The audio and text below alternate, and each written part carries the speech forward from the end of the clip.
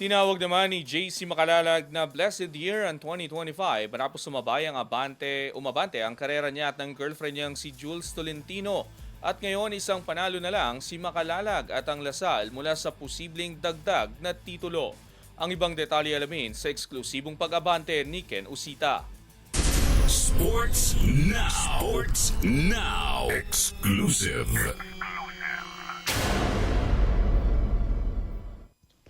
Itinuturing ni JC Makalalag na isang blessed year ang 2025 matapos maging saksi sa pagkapanalo ng kanyang girlfriend na si Jules Tolentino sa 2025 PVL Rainforce Conference kasama ang Petrogas Angels at ngayon bilang one win away sa championship sa pag-abante ng De La Salle University sa trono ng UAP Season 88 Men's Basketball. Sa eksklusibong panayam ng Abante Sports daw matapos ang 74-70 panalo ng Green Archers kontra UP sa Game 1 ng Finals, sinabi ni Makalalag na lubos siya nagpapasalamat sa pagkakapanalo at proud sa kanilang koponan na nagtagumpay sa kabila ng roller coaster na season. Bagamat sunod-sunod ang pagsubok ang tumama sa kanila mula sa injuries ni Kian Baclaan at Mason Amos hanggang sa kontrobersyang nauwi sa suspension ni Boris Marasigan, na natiling proud si Makalalag sa narating ng kanilang koponan sa kabila ng lahat ng ito. Unang-una, thankful kami kay God na binigay sa amin yung win. Yun nga, sinabi mo na roller coaster yung season namin. Proud lang din ako sa team namin na nag-stick kami together and hindi kami nag-give up kahit na hindi nag-favor sa amin yung mga situations.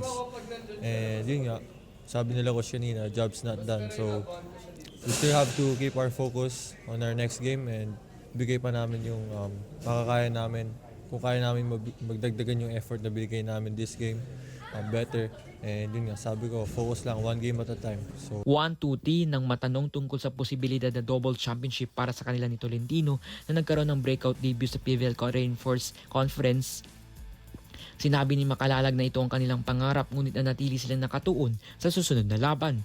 Habang naghahanda ang Lasal sa 3 araw na pag-aaral, adjustments at paghahanda para subukang isara ang serye.